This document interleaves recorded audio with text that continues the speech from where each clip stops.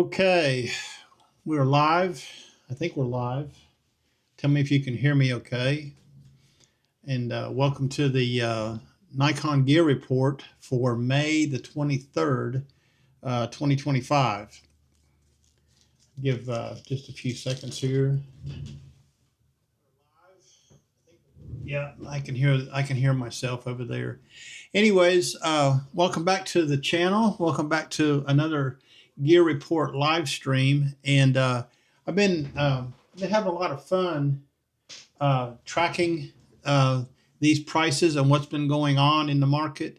And hello, Terrell, how are you doing? And anyways, I want to welcome back everybody to the Nikon Gear Price Report. Tonight is going to be a two-part show, okay? The first part, we're going to talk about Nikon gear, of course, okay? Hey, Tim. Tim won't stay very long because it's about Nikon. And, talk about some other things that you want to talk about pertaining to the sales that are going on at Nikon and what's going on. And then the second part of the show this evening will be on some setup options for the Nikon Z50 Mark II and the Z6 Mark II, and it's also applicable to the Z8. But I wanted to show you how to set up, how I set up, not how you set up, how I set up my iMenu on my Nikon cameras, okay? And that's going to be a little, that's to be the second part of this show tonight, okay? But anyways, I started tracking these trends in cameras and lenses, new and used prices back in April. And I got really interested in it. Yeah, I do, Tim. I'll stick around for a little while anyways. I got interested in checking on these prices and stuff. I'm kind of a detailed person anyways. I was always that way when I was working and stuff. Back in my early days, before I got involved with construction, I was actually involved in computers quite a bit. But anyways, I'm going to show some things tonight. We're going to look at some websites for some pricing. I've done a spreadsheet.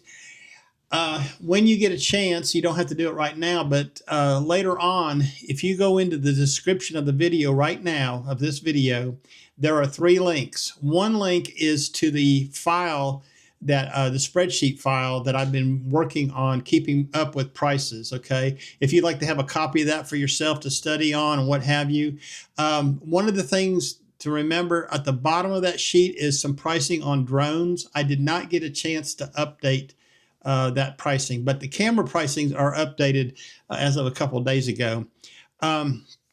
Anyways, you might want to, have that if you want to follow along, or even want to refer to it later if you're thinking about maybe purchasing some Nikon new or used gear, okay? So since my last report of April the 18th, okay, that's the last gear pricing report I did, I made some changes to the spreadsheet.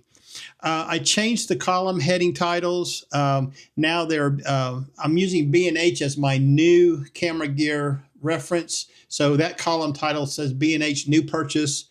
That means if you wanted to purchase something new from B&H, that would be the price as of yesterday. The MPB used prices is how much you would buy from MPB a used piece of gear.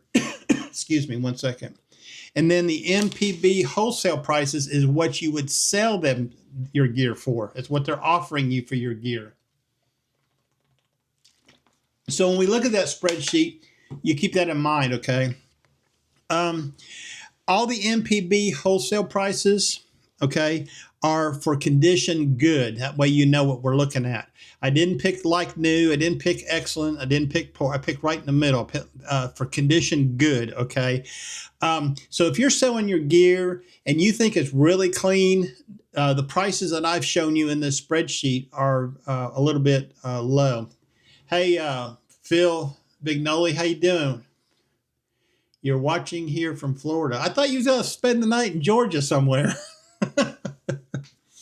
Anyways, the wholesale prices, remember those are for good condition camera bodies out of MPB, okay? Which is probably about middle of the road gear. If you think your gear is better condition, then prices will increase accordingly, okay?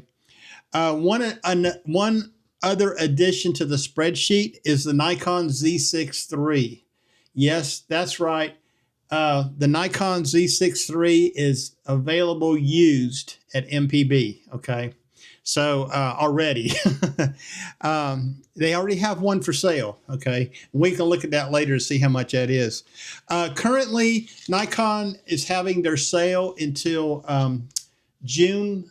It was June the 1st. I'm not sure if it's going to end on June the 1st or not, but currently they're having a, let's pull that up real quick. Currently they're having, let's have to change, let me change gears here for a second. Keep forgetting, desktop. Yeah, okay. I've got up on my screen right now, I got this email today, which is Friday, from Nikon. Nikon is having a refurbished sale that expires today. Okay. I don't know how long it's been going on, but if you're considering buying a camera today, okay, you might want to look at the Nikon refurbished sale. They've got some pretty decent prices in there. And let's just look at a few of those real quick. There is a Z6 III body only right here for $1849. That's not too bad, okay? It's a little bit off, $250 off of new, but I don't know. I would say if you want to save $250, it'd be a good one to get. Really surprisingly here is the Z6 II body is almost $400 off on the refurbished. Okay. That's a pretty good price for a Z6 II if you're looking for a backup landscape camera. And they got it in kit form. Okay. If you're looking for a banger camera, just a walk around camera, the Z50 original Z50 body only is a really good deal. Okay. I had that for a while. Now the Z52 has the newer focusing stuff in it, but if you just want something for maybe vlogging on your desk or walking around on a vacation, or you want to hand it to one of your kids to use, that's not a bad price. Okay. And you can get it in kit form for $100 more and get that really good 16 to 50 VR kit lens. Okay. And it is a good lens. I have that lens. It's really small. See, let me show it to you. Okay.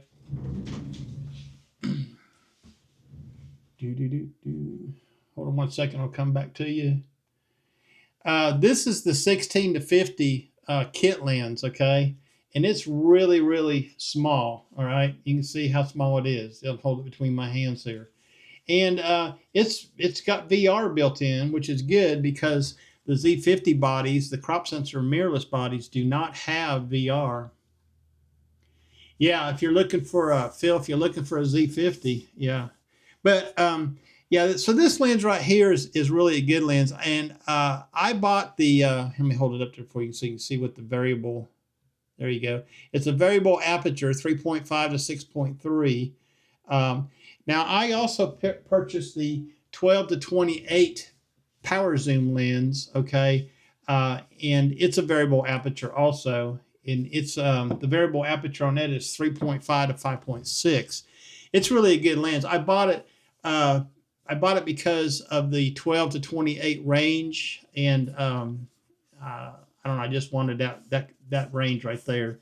The 16 to 50 is really capable. So if you can, it's got markings on here for focal ranges. So if you're a street shooter, let me get that so you can pull it in focus there. Come on. There it is. So you notice right there by the 24, I've got a white dot. Okay. That's 28 millimeters. I put a little white dot with a paint pen on it. So when I turn that lens, I'm going to show you right here. I'm going to turn it. I'm going to turn it to its position right there. I know that's 28 millimeters on a crop sensor. Okay. Which, what's that equate to? 42 millimeters. So I did that to that lens because I was kind of using it as a walk around lens. So I just put a little white dot there. You'd think it was factory, okay, just by looking at it. But it lines up to that mark right there. So when you're using this, okay, you can just open it up and let it set right there. Now, this zoom on this is really stiff. So when you put it in position, you're not going to accidentally bump it, okay? The 12 to 28 PZ, a little bit touchy, okay? You got to be careful that you don't put your fingers on it and touch the zoom. And on the 16 to 50, you have this numbers on the outside. Well, the 12 to 28, let me hold it up here for you. I got it mounted to the camera here tonight. The 12 to 28 has no markings whatsoever on the zoom barrel, okay? And this is the ring here you would program for your manual focus, which I have turned off, okay? And I'll explain that to you later on. And then this is your actual zoom, okay? And this is the PZ lens. You look inside the viewfinder or on the back screen, and it tells you how many millimeters you're at. A little bit different focusing deal, and it takes a little bit longer to get used to, but really, it ain't that bad. I enjoy the 12 to 28. Most people would buy it for its video capabilities, the power zoom feature of it, but I bought it for a walk-around lens, okay?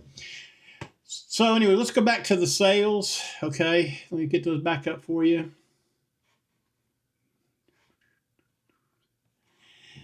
So back at these prices again, even the lens prices, look here, you can get refurbished lenses also right now. And like I said, this sale supposedly ends tonight, okay? So you better hurry and pull your credit card out. But the 70 to 200 f2.8 VRS is $17.59 refurbished, okay? That's a good price if you're looking for one, okay? The 14 to 30 is one that Phil is looking for, Chattanooga Phil. And it's at $879.95, $270 off. I don't think it's enough to get him to buy that, okay? I think he'll wait for it to come down a little bit more. The 24 to 200, I'm not really a big fan of it. I did have one for a while. I know my friend out there in Washington State from Folk Art and Camera channel, he has a 24 to 200 that he totes around with his lenses, so he seems to like it out there. I had it for a while, and I really prefer the 24 to 120 f4, even though the 24 to 120 does not have a VR in it. Okay, the 24 to 200 does have VR in it. Okay, the 51.4, I wouldn't bother with that lens. And I notice absent from this is the 51.8. So they don't have any refurbished 51.8s, okay? And when I bought my 51.8, I got it refurbished. It was on sale, but I noticed they don't have any on sale. And every once in a while, Nikon to put out, here they got a little coupon here for all other refurbished stuff. Every once in a while, Nikon to put out a refurbished sale, and it'll be like, there'll be a D7500 on there. There'll be maybe, I don't know, maybe a D850. The DSLRs, but this is all mirrorless stuff right here, except for this one lens at the bottom right here, this 24 to 70 f2.8 EDVR. Okay, that's a F mount lens, $1,259.95. I don't know about that, So what I did is I did some selling this past, let me go on, I'll tell you in a minute here.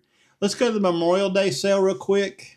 This is the Memorial Day weekend sale, and I think this is going to take you up until about June the 1st, okay? Hello, Lisa. How you doing? Lisa, I believe you sent me a friend request on Facebook, and I kind of cleaned out my list the other day, and I may have deleted that. If you don't mind, if you want to go ahead and submit another friend request, I'll go ahead and accept that. I remember your name now. How do you like that, Lisa? How do you like that 12 to 28 lens?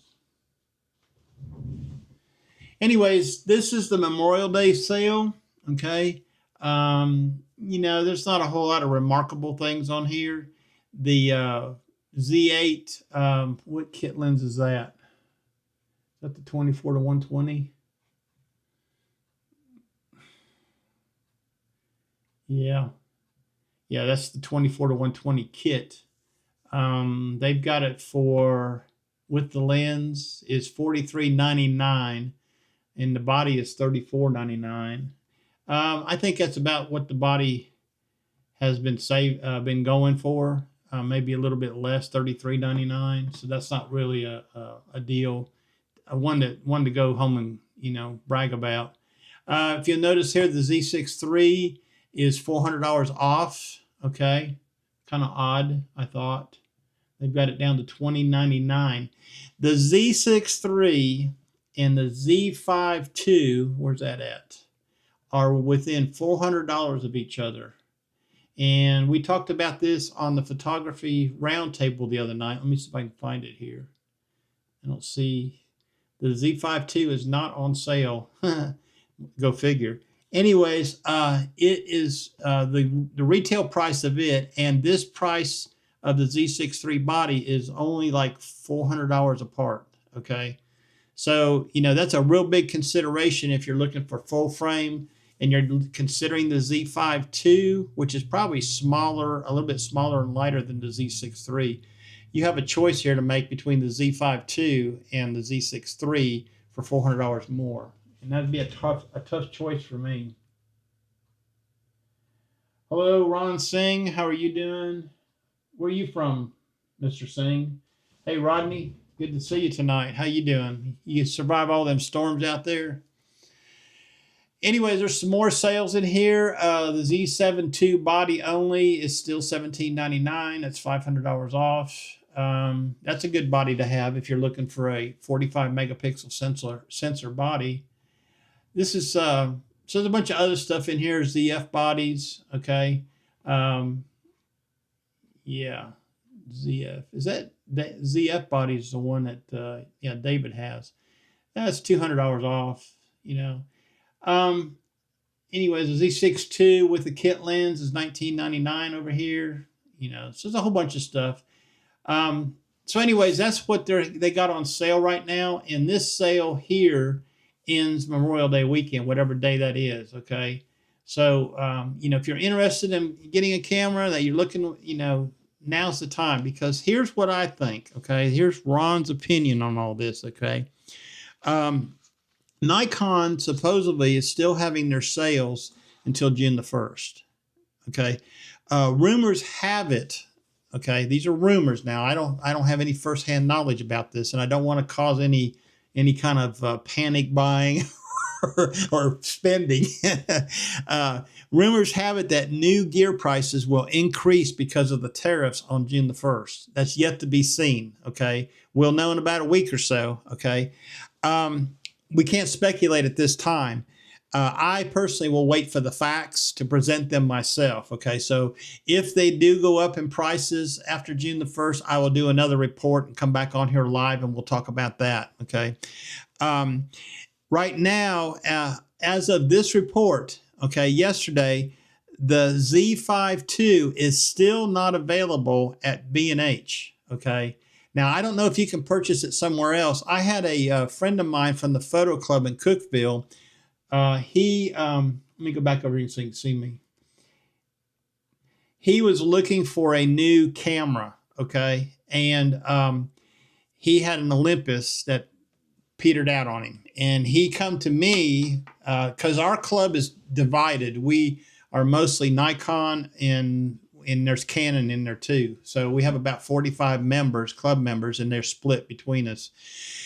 And anyways, he started asking me about the Nikon gear, and I kind of pushed him towards the Z. He was looking at the Z. I forget which one he was looking at, but he said he might wait and get the Z5 II when it came available.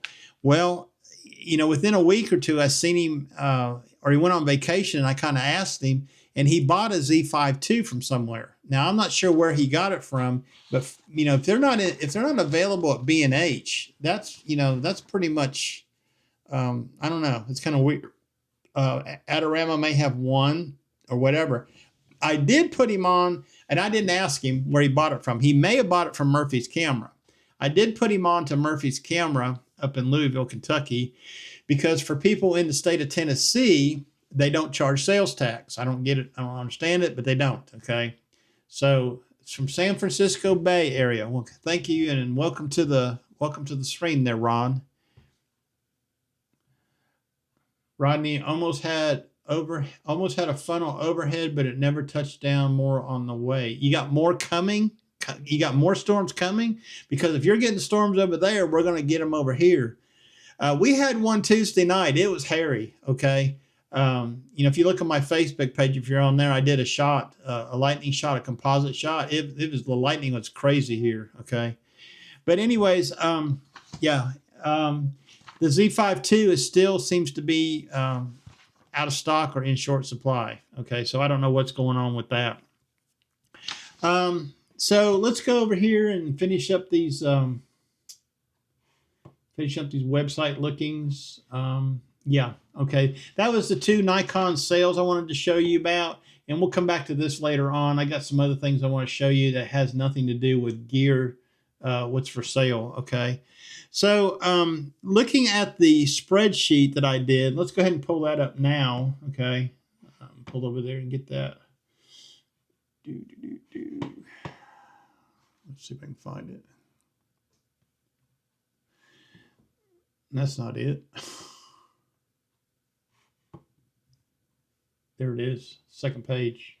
Okay, so this is the main spreadsheet here that I've been working on. This is what we're going to look at tonight. Okay, you should be able to see that on your screen now.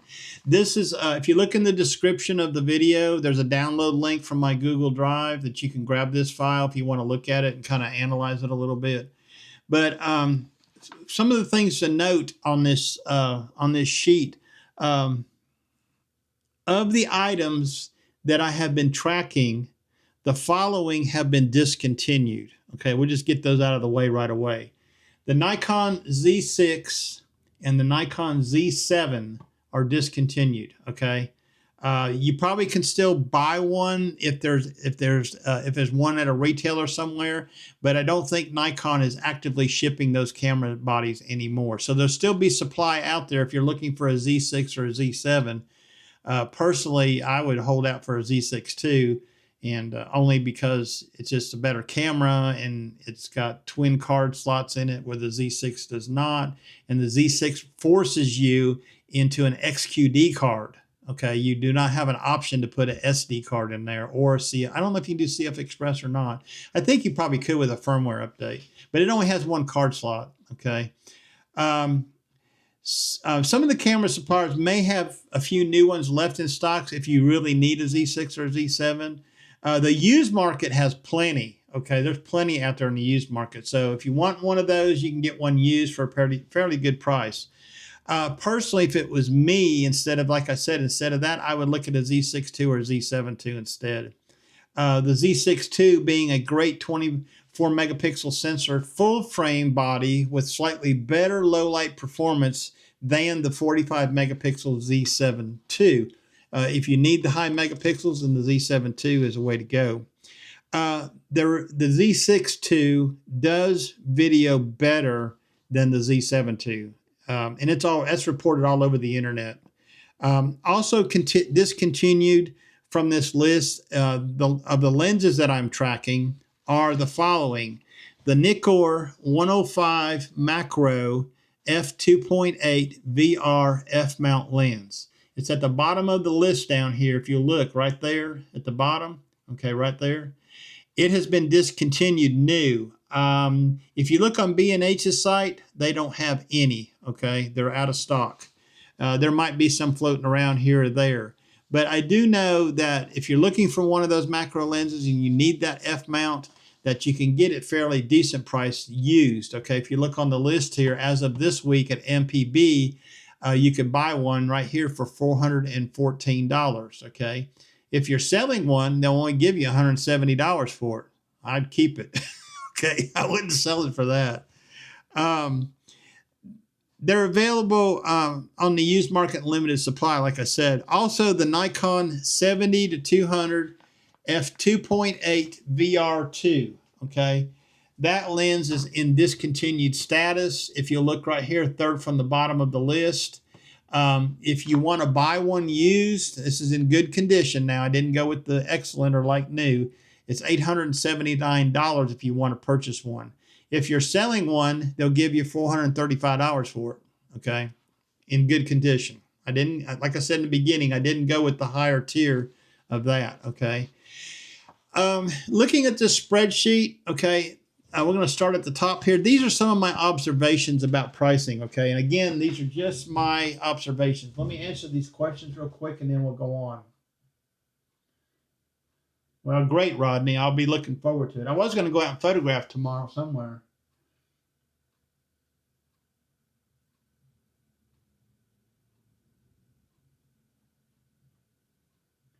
Yeah, the 24 megapixel sensor is a really good sensor in the Nikon line. Okay, Rodney. Anyways, I'm going to go on here with my observations about this, okay? And this is my opinions only, all right? Strictly my opinions, okay? Let me get you so you can see me. Now, I am reading from a script, okay, that I did a couple days ago because I wanted to keep my thoughts straight. Here's what happens. If I flip over and answer comments, okay, then I lose my train of thought. So I had to make notes, okay? If you're selling if you are selling this month, MPB used prices are somewhat higher this month. This is the amount of money they're going to give you for your gear, okay? And I'll go back to the spreadsheet and we'll go through those. But for example, the Nikon D7500 and the Nikon, let me go back over here, get the right page up. Where was I? Preview. The Nikon Z7500 is at the top of the list, and the D500, they stayed the same. If you're wanting to buy one, the price is about the same. They have D500s there, and they're actually the D500 it is the same. They didn't change, but they want $824 for a used good, okay, D500. It's a little bit higher for an excellent, like new one, but I've only seen like one of those in there had a low shutter count. Problem with the D500 is it was a really popular wildlife rig, and if you do find one, it's going to probably have over 100,000 shutter clicks on it. Okay, so it's something to consider if you're looking at that. You can buy a new D500 from B&H, and let me explain this to you. Okay, it's a gray market. It's not USA, which means Nikon will not warranty it, or they will not work on it, I believe is the way it is. But there are places that will warranty it. I think one of the warranties, aftermarket warranties, if I remember rightly from years ago, was called MAC, okay, M-A-C-K. And there are probably a couple other warranty places that will warranty or work on these gray market cameras. Back in 2000, okay, 2000 is when I bought my first Nikon DSLR, okay? I was coming out of film, and I bought a Nikon D1X, okay? It was the second body, DSLR body that Nikon came out with. The first was the D1, the D1X, and then the D1H, okay? The D1H was slightly faster for sports type photographers, but it had a crop sensor on it, and what was it, 12 megapixels? I bought at gray market, and even at gray market, the D1X cost me almost $5,000 for the body. I shot it for 2-3 years, okay? Never had any problem with it, okay? I bought gray market lenses from B&H back in those days. I never had any problem with those. So I think if you really want a D500, new, and one of you guys may correct me on this, on what the gray market really means, but I'm thinking that the gray market still means that it was made by Nikon. It's not a knockoff, is it? Anybody want to answer that in the comments? Go right ahead, because I may not know what I'm talking about on that. Anyways, the D500 and the D7500 both have stayed the same price. I expect Nikon to probably drop the D7500. Okay, it's the last of that series, and if they do, since the D500 is not being made anymore, if they do drop the D7500, that'll pretty much kill the prosumer market for DSLR. Everybody will have to go to mirrorless at that point. So let's see what else we got. The Nikon D780 and the D850 are slightly higher this month, okay? And what I mean by that is the prices, okay? The used prices for what MPB is charging, if you look over here, last month, the D780 was $12.19. Now if you want to buy one, it's $12.89, up almost $70. The D850, the same. MPB was selling those for $17.09 last month. This month they've gone to $17.79. So they've gone up in their used prices for those two bodies. I'm not too sure what that means, you know, the analysis of that with those prices climbing a little bit. I mean, $70 is you know, a chunk of change, a little bit.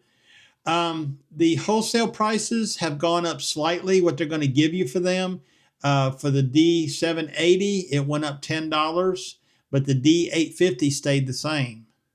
So they're charging you more for the camera, but they're still giving you only the same price. So the wholesale prices for these four camera bodies, these DSLRs that are left out there, are holding the same. So what MPB is offering you for those cameras is the same from last month. So it doesn't look like to me like the tariffs have affected the wholesale pricing at all, okay? As far as the used prices go, you know, what you're going to buy a used one for, they are up slightly on the D780 and the D850. Still, you know, if you're looking for one of those two bodies that are out there in plenty, they got plenty of supply. The D780 being a little bit of a different camera, you know, having the that special focusing system in live view. It's kind of like a marriage between a DSLR and a mirrorless, or call it a mirrorless camera with a mirror box in it, okay? I don't know what Nikon was doing when they did that. You know, that was the only camera that was produced that was different like that, okay? And I don't know if they were trying to get people out of the coveted workhorse, the D750, which was, you know, a professional photographer's workhorse camera, came out long before the D850 did. Okay, so yeah, so let's go on to the mirrorless cameras. The used prices for the Z6 stayed the same at what they're selling them for, $739 if you want to buy a Z6. The Z7 was down slightly. Okay, it's further down the list right here. It came down $10. So a Z7 is a little bit cheaper. And then the Nikon Z6 II, okay, is $12.19. It's up $50. Okay, what they're selling it for. So they've come up what they're selling it for. Again, I don't know what this actually means. I mean, I'm not a financial wizard when it comes to up and down, but I do know they're increasing. The Z7 II was up $40 for what they're selling it for at $16.69. Again, that's on that spreadsheet right there. Okay. What I'm seeing here is higher prices in the upper tier DSLRs, and the mirrorless used cameras is a trend that I'll be watching closely in the future. The trend is good for those wanting to sell their gear. Okay, so if you're thinking of selling some gear, I believe now is the time to be thinking about that. You can wait a month and see what the tariffs do to things, and I'll have another report, like I said, in June after I see if there's a price increase out of Nikon. And I don't know what Canon and Sony's doing. I don't keep up with that stuff. It'd drive me crazy. I'd have to have a staff of 5 people here. We're going to move on to the lenses, and I know Rodney will be interested in this right down here at the 500 PF. The 500 PF is down in pricing, $11. So if you want to buy a used one in good condition, it's $15.29. Okay, you can still buy the 500 PF new. Okay, it's one of the lenses they still sell new. And you know, if you're going to the Z system and you're wanting to move away from the F mount system, and you've got the cash to do it, then you might as well go ahead and get the 600 Z600 PF. Okay. Phil has one. He shoots it on a Z8 all the time. He loves it. He's always bragging about it. Myself, I'm kind of broke. Okay. I don't have that money anymore. So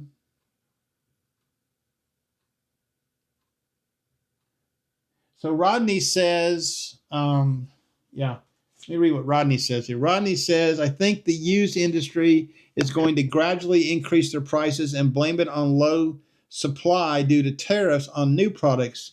Just a money grab. That's possible, okay? That they would do that. But, everything at MPB, I think, is driven by supply and demand, okay? Very basic economics, okay? It'll be interesting to see what's going to happen next month. I heard today on the radio something about, I'm trying to think which country it was, that they were going to impose some additional tariffs on. I can't even remember what it was today, but I heard something on the radio about some additional tariffs being imposed on a certain country. Y'all may have heard about it yourself today. But anyways, I'm not too sure what's going to happen to that. There is a limited number of 500 PFs for sale on the used market, which tells me, and I'm saying limited, like one, okay, like MPB had one the other day. It tells me that people are holding on to some of their F-mount glass, okay, and rightly so. The 500 PF is legendary, and yours truly is holding on to his, okay. The Nikon 200 to 500, which is right below this, is up $14 to $889 if you want to buy a used one. If you're selling one, they're only giving you $530 for it, okay? So if you're selling gear, you can pretty much figure 50%, okay, of what you can buy it for from them. They're going to mark it up when they get it, okay?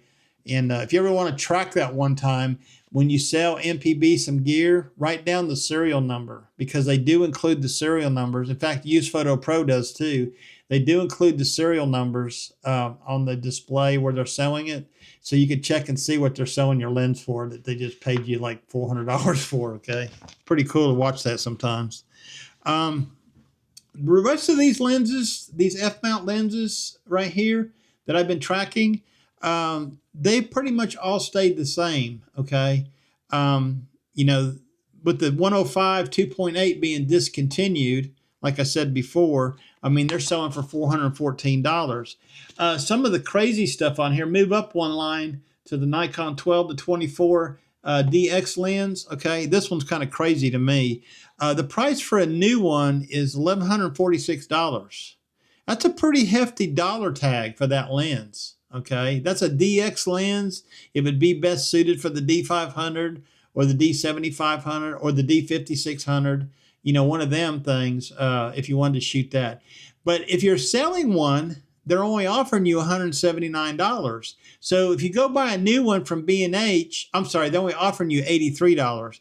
But if you go try to buy a new one, it's $1,146. If you want one, go get a used one from MPB for $179, okay? And it's a fairly good lens. It's soft in the corners a little bit, but it's a fairly good wide-angle DX landscape type lens, okay? Moving on down.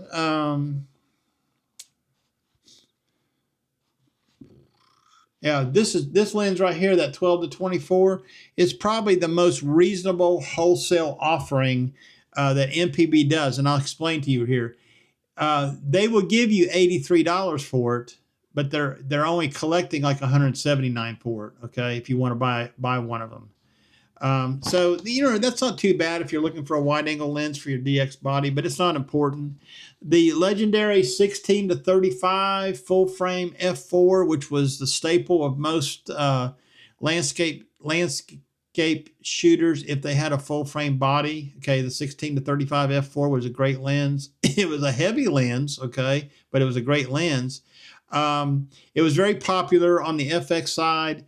The new prices, and you can still buy them new, okay? That one you can buy new for $1,746, okay, at B&H.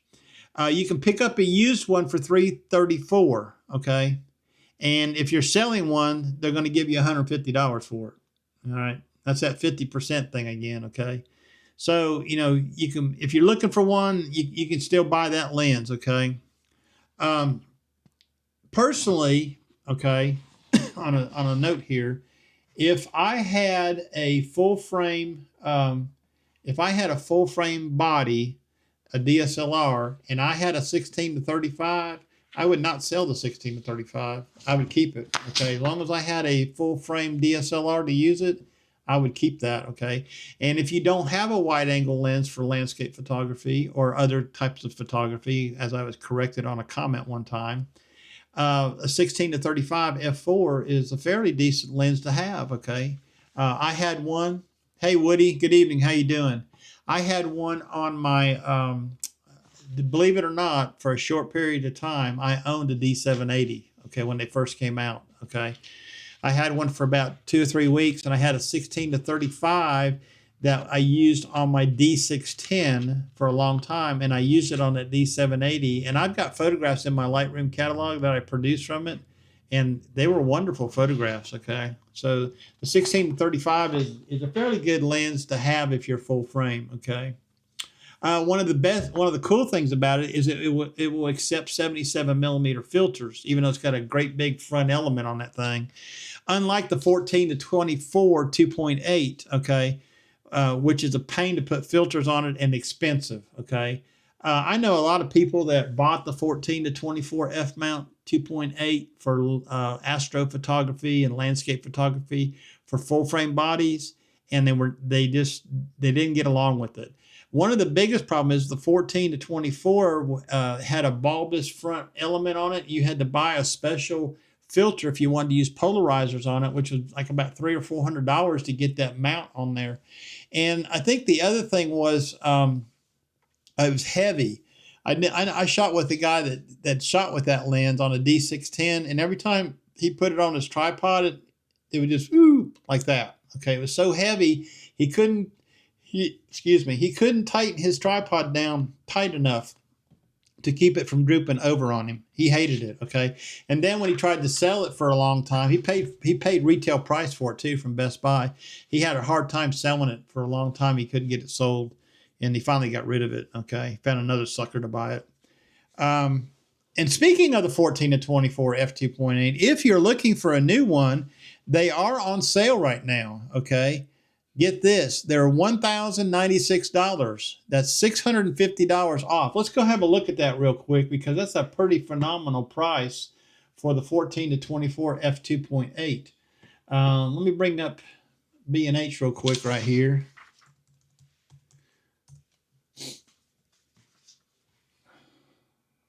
Nikon 14 to 24. Right there it is. Oh, wait a minute. No, that's an S lens. Excuse me. Right there it is. The F mount is right here.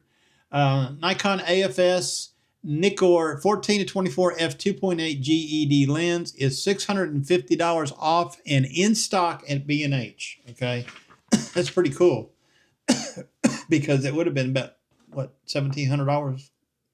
Now that sale may go away on June 1st, but so if you're looking for a pretty decent full frame astro lens and you still have an F mount body and you need one, this is it. Because we know that the Z mount lenses will not fit on F mount camera bodies. If you look right above it, the Z mount version of that is $1996. Okay. So anyways, that is a pretty good sale. And I'm looking at that sale. Let's talk about that just one second. Being that they're selling that at $650 off, I predict that lens will be on the chopping block pretty soon. That they may not, they may be trying to reduce that inventory, or they're not going to make it anymore, and they may announce that fairly soon. Okay, the recent announcements of what was going to be, what they weren't going to make anymore, was the Nikon D6. Okay. And I believe there was another announcement too. One of you guys can correct me on that and tell me what that was. There was another announcement on something else being discontinued. I can't remember what it was now. Let's see, what else we got? Yeah, the only other notable, let me show you this real quick. The only other notable thing with lenses is on the B&H side. I noticed that the 70 to 200 f2.8 FLED, okay, is out of stock at B&H. All right. And it's on sale. Both. Here it is right here. This is the, well, hold on a minute. Now it's in stock. Okay. Well, it was out of stock the other day. The FLED VR was out of stock at $1,900. It is on sale, but they currently have them back in stock. So I had a feeling that that lens may be looked at too. I would say this sale is going to end June the 1st if you're looking for a new one of those. But, you know, the used ones back on that sheet I had, the used ones were, how much were they? Let's go back over there and have a look. Where was I? Down here, preview. The 70 to 200 FLED used in good condition is $1,319. So you can buy a new one for $1,900, or you can get a used one for $1,319. Now, if you're selling one, they're only giving you $735 for it. And the Nikon official site may have them on sale if they run out of stock at B&H. I don't know. Personally, this is a nice lens, and you know I owned one for a while. I just recently sold mine to MPV for two reasons. One was for not using it much, okay, as much as I thought I was going to use it. And I really bought it for landscapes. And two, I was wanting to get rid of my F-mount glass, as 3 of my 4 bodies are now Z-mounts, okay. The only F-mount body I have left is the D500, and it has the 500 PF, and that's it. That's the last of my F-mount stuff, okay.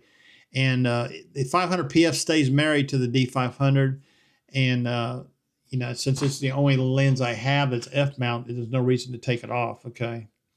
Anyways, this report is solely my observations, okay, and from doing research in the new and used gear price market. I am Nikon, you know that, so I'm only looking at the Nikon gear. In June, we will see what really changes, since it's reported that Nikon will most likely have a price increase, but that is yet to be seen. And if you're interested, I'm going to cover the DJI drone market in the second, in June. I'm going to come up with a new DJI list. There's been a whole bunch of crap going on with DJI because they're a Chinese-based company. The Pocket 3, this is crazy now. The Pocket 3 is out of stock. You can't get it. You can't even buy it from DJI.com. And that used to be my go-to. If I was going to buy DJI, I would go straight to DJI.com because they charge the same prices as everybody else. And it comes fairly quick.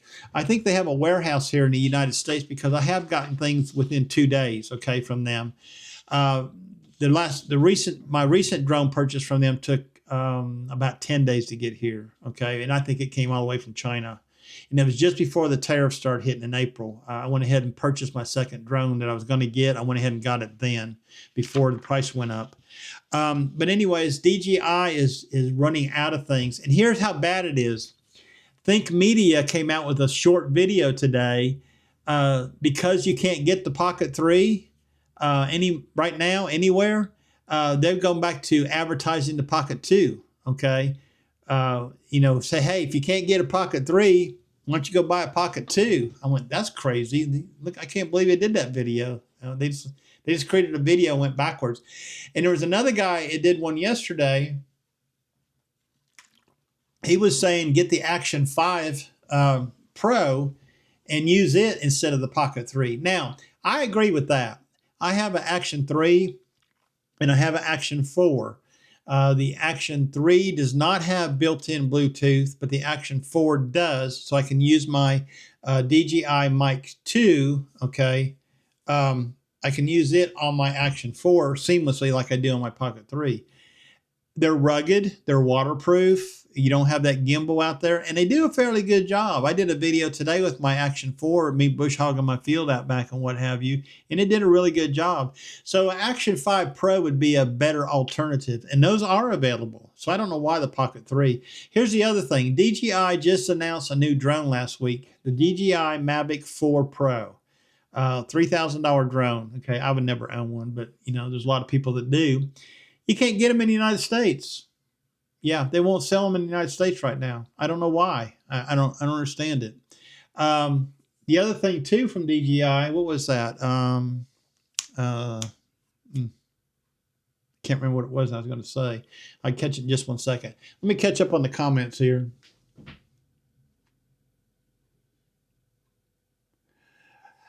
Well, let's talk about that. We got some Nikon guys in here. Adam says he's looking for a walk-around lens recommendation for my D7500. I'm looking at the 16-80. Do you have any thoughts? I don't know a whole lot about the 16-80, but can you give me an idea, Adam, about what kind of photography you're going to be doing? Are you going to be doing mainly landscapes, or you just want an all-around, lens? Okay. I can't specifically comment about the 16-80 because was that the kit lens that came with the D500, guys? I think it was the 16-80. Do you what lenses? And another thing, Adam, what lenses do you currently own? Okay. Good evening, Hassan. How are you doing? I tried to get David Sailors, okay, to collaborate with me tonight. I was going to bring him on the live channel with me tonight, and he had to go to Chattanooga Nightfall with Teresa, and I would have loved to had him collaborate with me tonight on this gear stuff. Okay, so yeah. So if you can just give us a little more information, Adam, we'll try to answer that. But I was trying to think what that other thing was. Oh, I know what it was. DJI released I'm pissed at them. They released a firmware update for the DJI Air 3 and the Mini 4 Pro, okay? And the app on the RC2 controller is what they released the firmware on. Well, when I updated it, I lost all my waypoint missions off the controllers. And I've been back and forth with them on emails, and I get so fed up with them. They just give me the same story over and over again, and I never get anywhere with them. They ask me for firmware numbers, and they want me to take a video of what the problem is. And I said, you know what? I'm not even going to waste my time with you on this. I told them this in an email. I actually answered them. Let me show you the email real quick. I'll pull that up. It was crazy. Let me get over here to my desktop.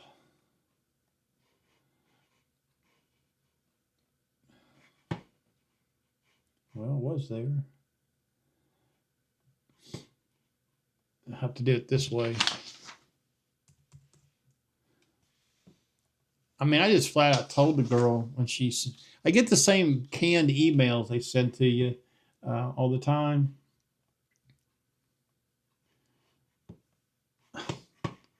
No, it's on the wrong screen.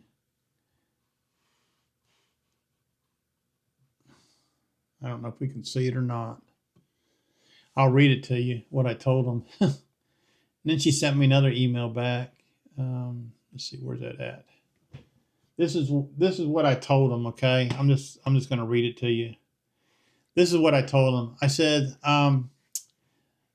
first she said to me, hope this email finds you well.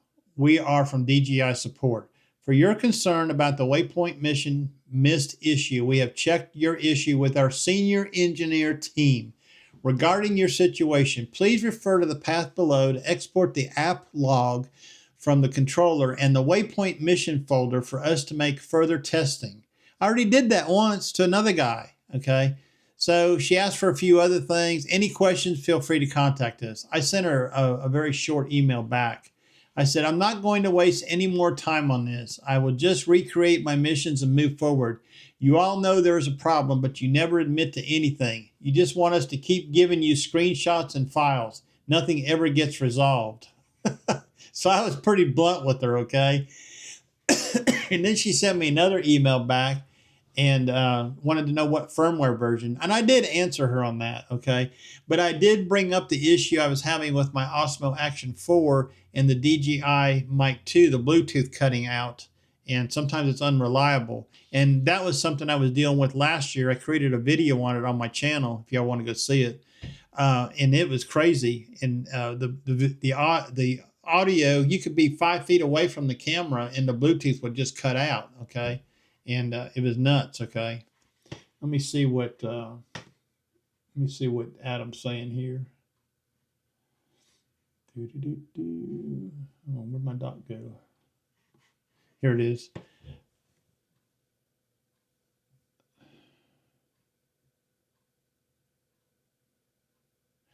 Okay. So you just want an overall DX lens. Um, I would say that, yeah, I would say how much is the 16 to 80? Can you buy it used? Let's go look. Okay, let me go look for you. Let's go have a peek at it and see. I'll pull up MPB site and we'll go see if they got one used. You guys on here in the chat box got any other recommendations for Adam to see? Nikon 16 to 80. They got a used one there. Like new condition, 524. How much does B&H selling for new? Let's find out. Nikon 16 to 80. Thank you, Rodney. Thank you for the compliment. So they've got a refurbished one at B&H for $750. And, oh, look here. It's a discontinued lens, so you can't buy it new. Okay. So that lens has been discontinued. I believe that lens was the kit lens one time for the D500. Okay. They had it in kit form. So, yeah, I would say you'd be happy with that, being that it's a 2.8 to 4 on the zoom range. That means that at 16 millimeters, you can get it to 2.8, and at 80 millimeters, you can get it to f4. Okay. It's got coating. See the big N on it right there? That means nano crystal coating.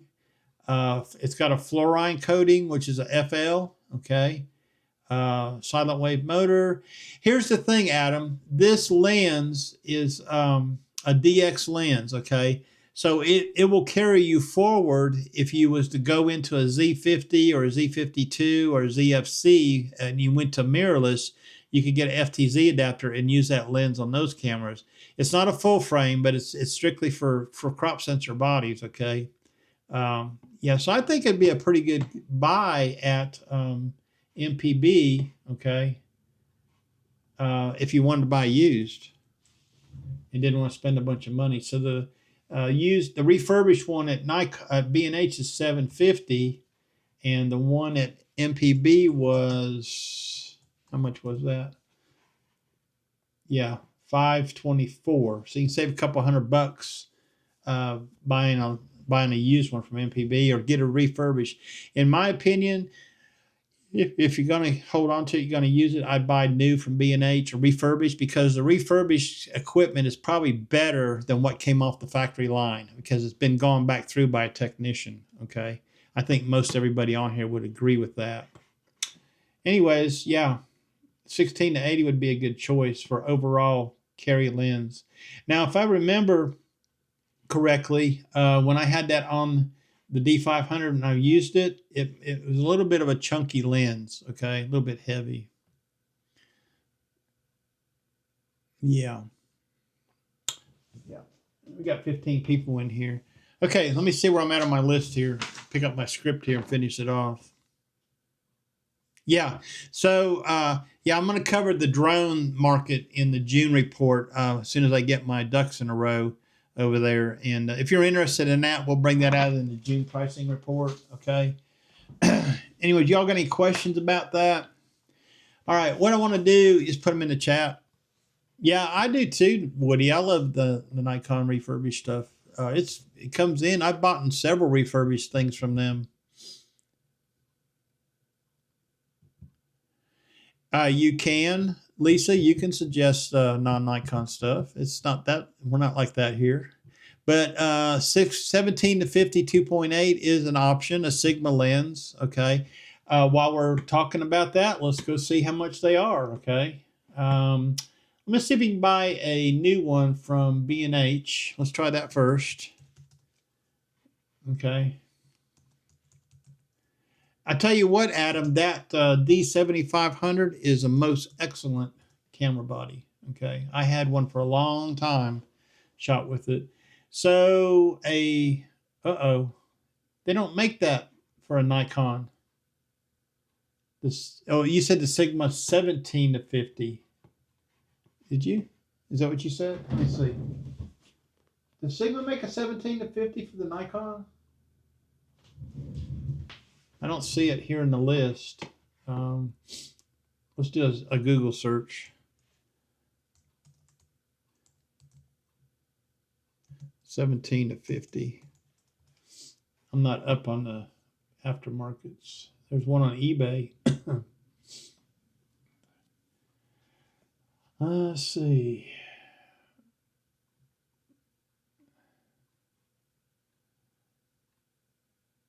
Sigma. Let's go right to the Sigma. Yeah, they do make one. Just B&H doesn't sound fine. Let's see what they say when you find a dealer. USA, North America.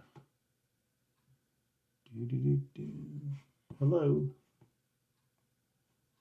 Middle East, North America. Oh, here they are. North America. USA, Sigma, Canada. Yeah. I don't know. I don't know where you'd find one of those at.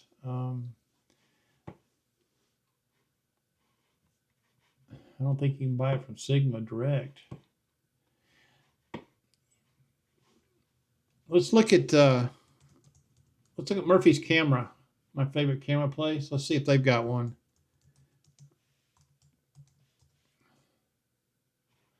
Nope. I guess they don't have one either. Sigma 18 to 50, Canon mount, Sony mount. Yeah. See, now some of these focal ranges are not available if they come from Sigma or the other places if they compete with Nikon's focal ranges. Okay, anyway. So I'm not too sure why they don't have a Nikon. I can't find a Nikon mount in the 17 to 50. If any of you all do, let me know where that's at. Okay, and we'll look at that and see. See what they got.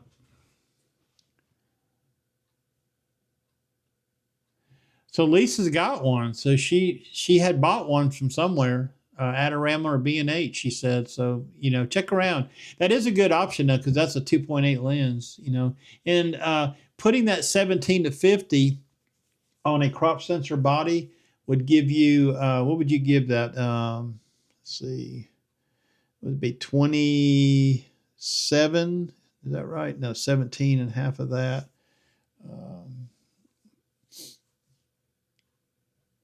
Would be about 24 millimeters, okay, to 75 millimeter focal range. That's a pretty good range. You put that up against the Z mount, the popular Z mount lens of the 24 to 70 f4. So that's pretty comparable. You know, so you might want to check into that, Adam. It's a good idea. Thank you, Lisa, for recommending that to him. I'm just not really up on that kind of stuff anymore too much. So, especially aftermarket lenses. But yeah, you can suggest anything you want on this channel. We're not picky. Okay, let me take you over here and show you some different things that I wanted to bring it to your attention tonight. And one of them is I wanted to show you a couple YouTube videos that I want to recommend that you watch. Okay, let me get rid of this one. Let me get rid of that one. Yeah, so I've come across a video the other night called Gulf Crossing. Okay, here it is right here. There's a link to the video in the description, okay, of this live stream. If you want to look at it later, you just click on the link. It's about 48 minutes long. It is so interesting. If you want to know about why birds migrate and how they migrate, this video is cool. Now, this video is old. It's about 12 years old, but I'm pretty sure it's still applicable, okay? I learned so much watching it. So, you know, I suggest if you want something to pick up and watch, you watch this video. Another one I ran across is this one here by David Attenborough, talking about hummingbirds, okay? It's a pretty good video. It's about an hour long. So if you ain't got nothing to do on a rainy night, you want a video to watch, here's a couple I recommended in the description of this video if you want to watch them, okay? So, yeah, they're pretty cool to watch, okay? And there was another thing in there, too. What did let me come here and pull this up. put something else in that description. I can't remember what it was now. Let me go look and see.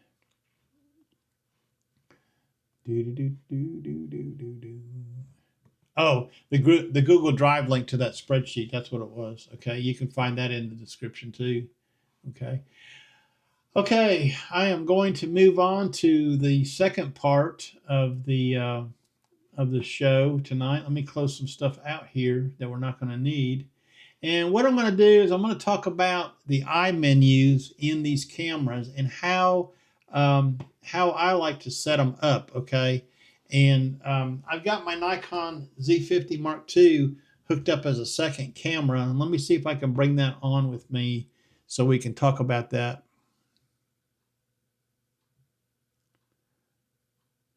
Yeah, that's another one, Woody. That's 17 to 55, 2.8. That's another good lens to pick up. You might want to check for that, Adam, on the used market, okay? I had a 17 to 35 2.8 that I used for wedding photography for a lot of years, but the 17 to 55 2.8 is legendary. So if you can find one of those, you might want to check into that, okay? Woody's correct on that. Okay, I think I've got this set up here where you can see this, okay? Good call on them lenses, guys. And Lisa, thank you.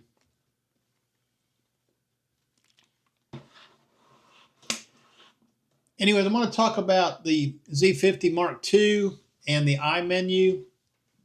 And this is applicable to the Z6 Mark II and most likely the Z8 Mark II.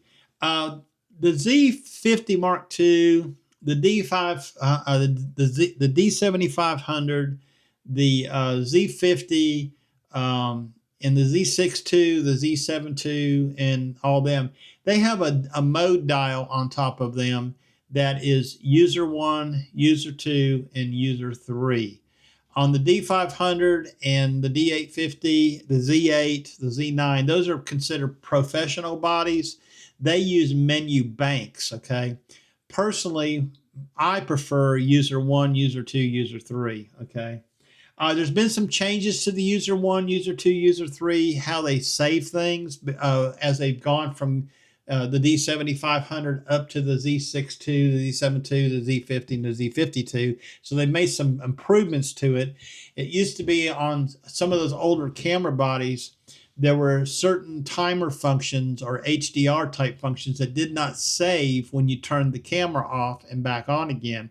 For example, if you set your timer for a 2-second delay and you told the camera you wanted that 2-second delay to take 3 shots, when you turned the camera body off and came back on again, that 2-second timer was gone. It was back to single shot. And it's kind of a pain, okay? But on the newer bodies, I know on the Z8, and I'm pretty sure possibly on the Z52 or the Z6 III, the newer bodies, they've got it now where it retains that. And the reason why they said they didn't do it in the past, a lot like anti-aliasing filters, okay, why they even did that, they said because in case you made that change and forgot you made that change, and picked up your camera body tomorrow, went and used it, and it was still set for that. Well, duh. I mean, you're supposed to be in control of your camera, not the camera in control of you. So you should have remembered to turn that off, okay? Anyways, what I wanted to cover is my eye menus, because on the mirrorless systems, if you're in a mirrorless system or going to a mirrorless system, there's a lot of power in the eye menu. On the back of and I call it the eye menu for a reason. On the back of the camera, let me show you the back right here. On the back of the camera is a button that has an eye on it. Let me see if I can get you up a little closer to it. Right there. It's right there, okay? So when you push that button, I'm going to push it right now. This is the display you get, okay? The eye menu. They call this the eye menu, all right? So, what you have here, let me make this a little bit smaller so you can see it all. I'm gonna make my face really small here. This is a shortcut menu of items, okay? And every single one of these is is changeable and customizable by you. And I'm going to show you how I do that tonight, okay? This is my standard setup, and there's reasons why I have it this way, and I'll tell you why in a minute. This is my white balance, the first box. This is my peaking, because when I go to manual focus, I like for those peaking to show up on the screen so it can help me focus. I have silent mode, an option to turn it off and on. This is my timer function. This is my bracketing function. This is my my focus. Here, let's go up here and look. Okay, that's the interval timer shooting. This is bracketing, and this is my area mode subject detection. Okay, that's your focusing. And then on the second line, I'm going to go right here. I have it set for AFC, but this is where you would change it to AFS. Okay, and then it's set for release mode, and you can go in here and change your release mode. There's your timer I was talking about, or you can go back to the beginning. This is for exposure delay, and I use that quite a bit when I'm doing landscape photography. And custom controls takes you right into the custom controls. If you need to go right in there, right there they are, just like that. This is where we're going to go and change some things later, okay? So to return back, I need to go I menu. It says I menu to go back. This is my vibration reduction. Now, the Z50 Mark II does not have in-body stabilization, so this is the vibration reduction on the 12 to 28 PZ lens that I have mounted to it tonight, okay? And then your choose image area. Now this to me is, you don't need it on a DX body, but let me show you what it does for you. In case you wanted to shoot in different modes, like if you wanted to shoot your photographs in square mode, or you wanted to go 16:9, which is a video YouTube type mode, then you can change that here. And sometimes I do that, so that's why I've got it on the I menu. But those are the only options for this camera. If you're shooting a full frame body like the Z6 II, Z6 III, Z8, Z9, those mirrorless bodies, they would have an FX. And there's more options in there, I think, for those bodies. I think it's FX, DX, 1:1, and 16:9. Okay, so they would have FX. So you can actually drop a full frame body into DX mode if you wanted to. I mean, you can use the DX lenses on it. We're going back here. So what I'm going to do is I'm going to show you how you set this up for yourself. Now, this is the way I shoot. Every user setting, user 1, user 2, user 3, on my Z50 Mark II, my Z6 Mark II are the same. They are very similar on the Z8, except that uses menu banks instead of user 1, user 2. So once you set this up, you can just copy this, okay, to your other user banks. That way, no matter what you do, if you're turned to user 1 or user 2 or user 3, this I menu is always the same and it's very familiar to you. These are the things that I change frequently, and that's why they're in this menu, okay? Let's see, one of the things I wanted to mention was, when I use my user banks, the reason why I use them, the only thing that I change from one user bank to the other are the 3 exposure items: aperture or shutter priority or manual, a base shutter speed, a base aperture, and whatever your ISO is going to do. So when I change user modes, those are the 4 things that are actually changing for me, okay? So like I may have user bank 1 set up for like street type photography. So it would be set up when you go to user 1, it's set up for aperture. Let's go there and look at that real quick, okay? Let me switch over. Okay, I'm on user 1 right now. And if you look up here in the top left-hand corner, it says A. Right up here at the top left corner, way up here, if you can see that. And that U1 means I'm in user bank 1. Well, A means aperture, okay? So user bank 1 is set up for aperture priority. I have a lens cap on this, so don't pay attention to the shutter speed or the f-stop or the ISO because they're not valid for what we're doing tonight. But the A is that. If I switch to user 2, I've got it set in manual. But with that, with user 2, you'll notice my base shutter speed is 1/20th f11 ISO 100. That tells me that user 2 is my landscape setting. Okay, so I use user 2 for landscape photography. And if I switch to user 3, you notice right up here at the top, it tells you you're in user 2, U2, right next to the M. If I switch to user 3, it's also manual, okay, but the shutter speed is 1/800th, the aperture is 5.6, and the ISO is auto ISO. And I'm not sure what the max is, but I think it's 10,000 on the Z50 Mark II. On the Z50 Mark II, I go 10,000 for the max ISO on it. So it floats. So this is telling me that this is more like shooting outside, or maybe something fast like a bird, out on the feeder, or maybe some wildlife or whatever. Okay. So in your brain, okay, when you think about it, you set your user banks up. My user 1 is for street photography because that's what I shoot to. User 2 is for landscape photography, and user 3 is for action or wildlife. Okay. The I menu in each one of those banks is the same. Okay. So I'm going to show you how we're going to change this I menu and modify it. Okay. And what you need to do is you need to go into your menu settings by hitting the menu button, and you go under custom controls, which is the pencil icon. Okay. And I'm there now. I'll show you how to get there. Okay. Here's your photo shooting menu. We're going down the left side. Here's your video recording menu. And here is your custom settings menu. We want to go down to, you hit the right button to go right. We want to go down to the F controls. Okay. That's where we want. And in here, you notice here it says F1 is customize the I menu.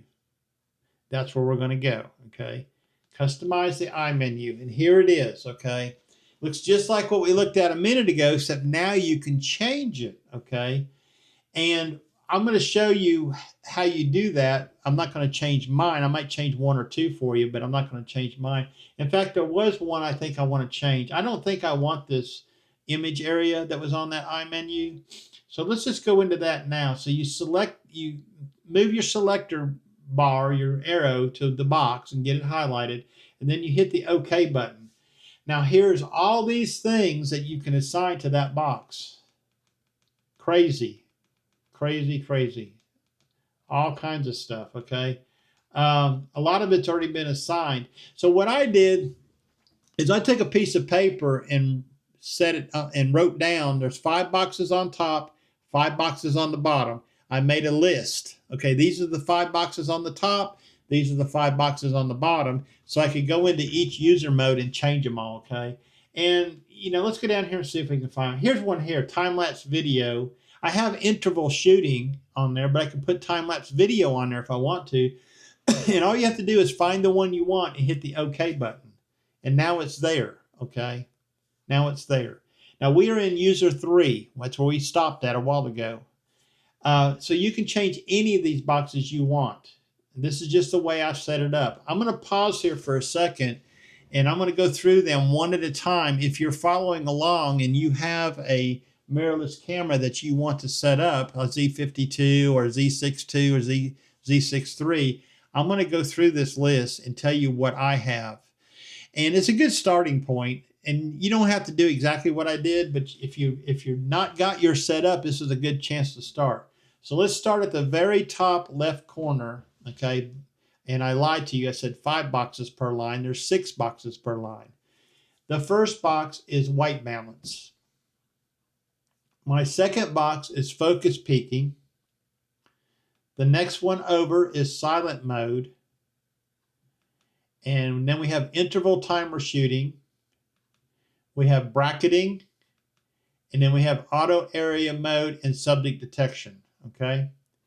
Then I'm going to come all the way back over here. And a while ago, I'm going to put it back the way it was. Okay.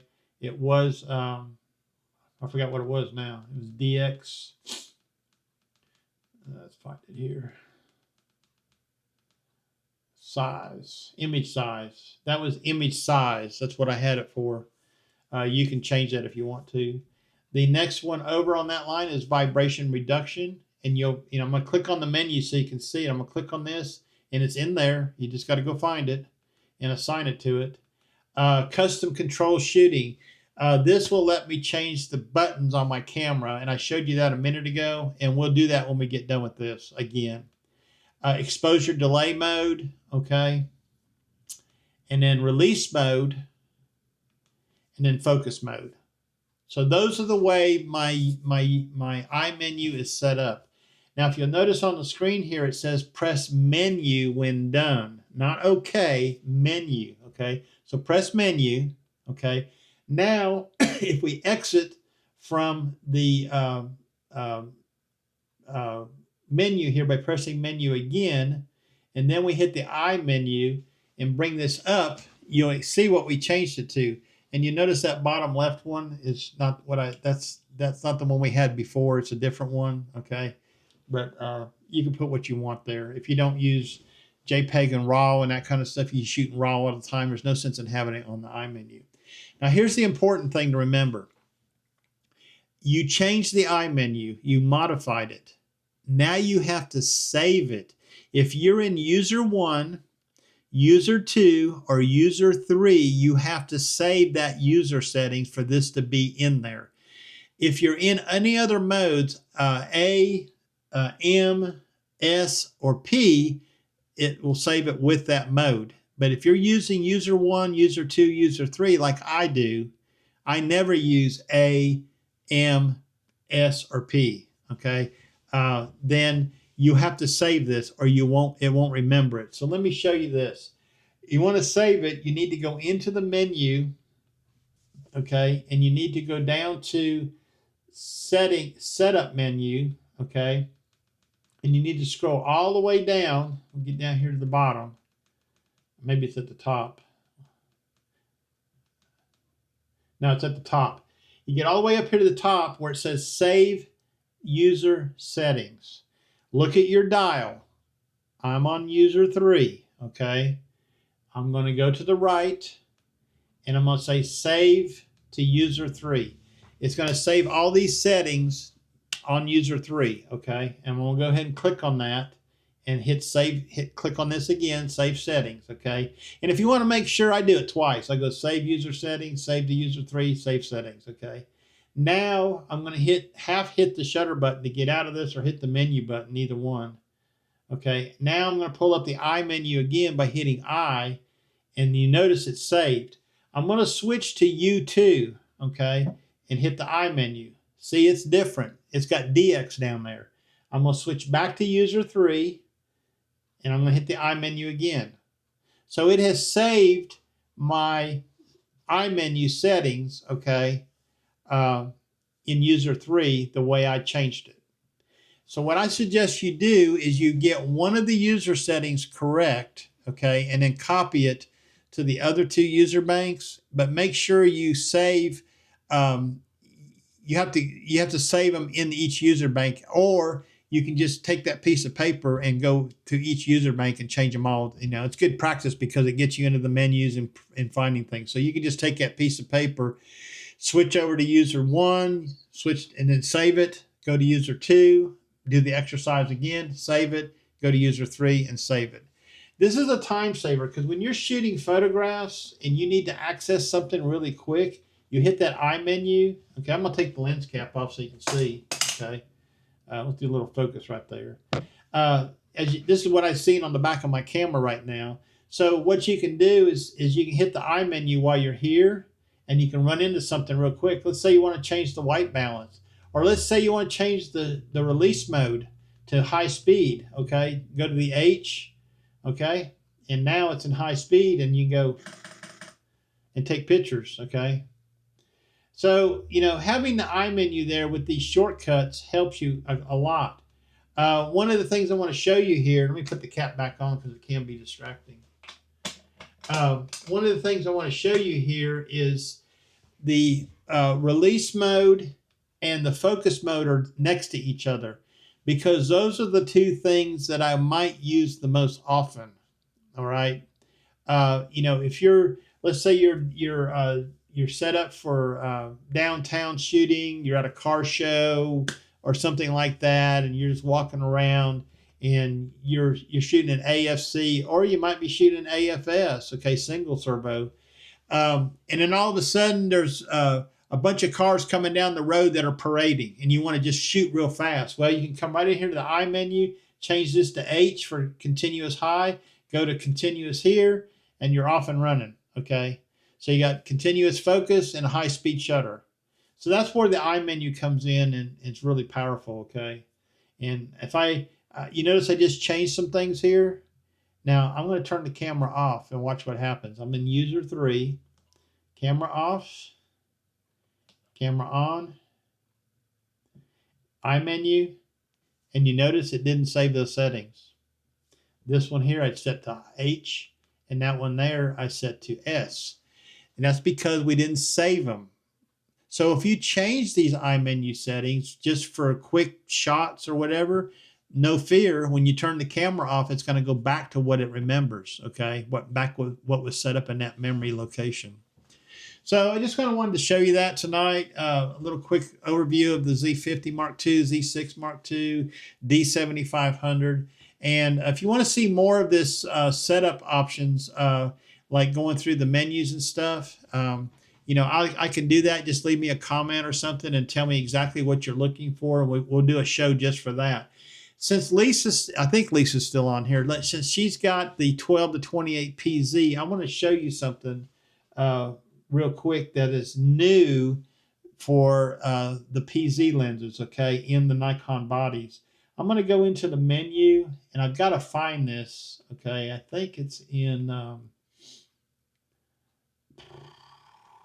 think it's in this section here, shooting display.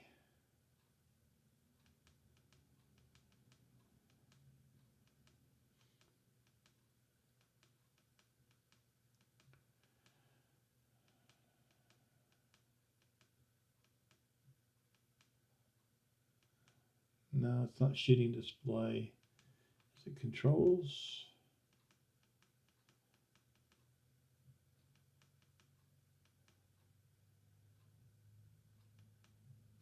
Here we go.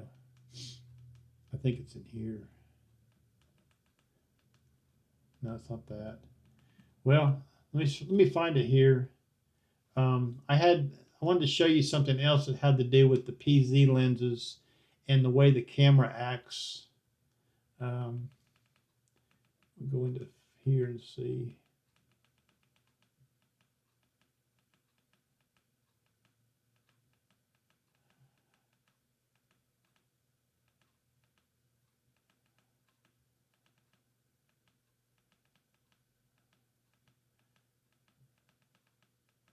Give me a second here. Bear with me.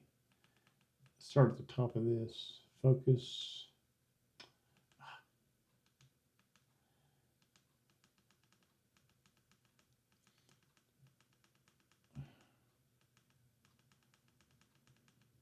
Pretty sure it's in the custom.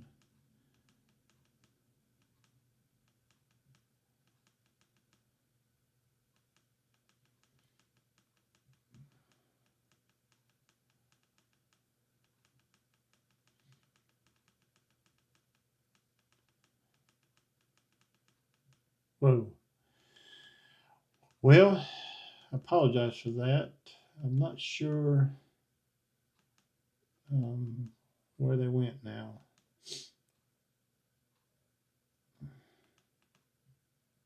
I'll have to cover that at another time. I'm sorry about that. Anyways, let me see if I can find it on the internet real quick. I really wanted to show it to you because it's kind of important for that lens. If you're doing street type photography, it was really a cool thing. Let me do a search here. Nikon Z52. What was it called? Remember zoom setting.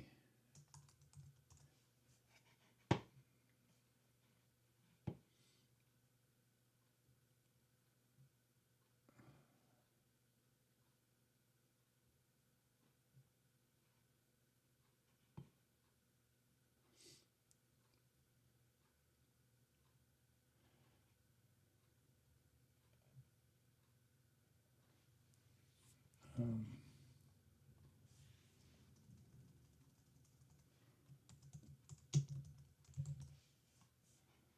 recall. It was recall focus point. That's what it was. Recall.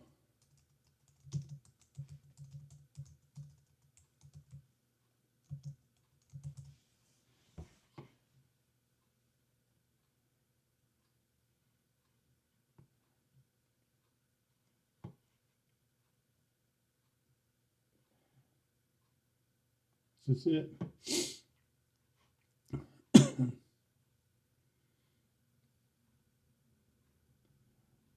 Well, I apologize. I can't find it right now, but I will find it and maybe put up a video on that. But I just found it the other day, and there's two settings that you can change in the camera. So when you, if you focus on a position, let's say most street photographers would focus at 10 or 12 feet and shoot at f8 or whatever. And if you focus, you know, and turn the camera off, when you turn the camera back on, it remembers that position and it brings it back to that same position, even if you change um, other settings. But it was pretty cool because you could set your focus point on that lens and don't worry about it changing at all when you're doing street photography, because most street photographers will have a set focus point and shoot at f8 or f11 to get everything in critical focus. And there was one other setting it would save too. I'll have to find that and do a separate video on that. Anyways, I won't waste any more of your time. I appreciate y'all coming to the live stream tonight. And I just wanted to cover all that stuff. And we've been on for about an hour and a half, so that's plenty long enough for me, okay? Leave me comments if you need to, you know, about any questions you have. I'll probably do another one of these towards the latter part of June, and we'll cover the gear prices again. And hey, Lisa. Well, thanks for staying in there with me, okay? Really appreciate y'all being here tonight on the live stream. Maybe next month I'll get David Sailors to collaborate with me and get him in here. Later, Hassan, thank you for coming, okay? Woody, if you're still here, thanks for being here tonight. Adam and Rodney, okay? We'll talk to y'all later, okay? See you, Rodney. Be safe out there with them storms, okay, buddy?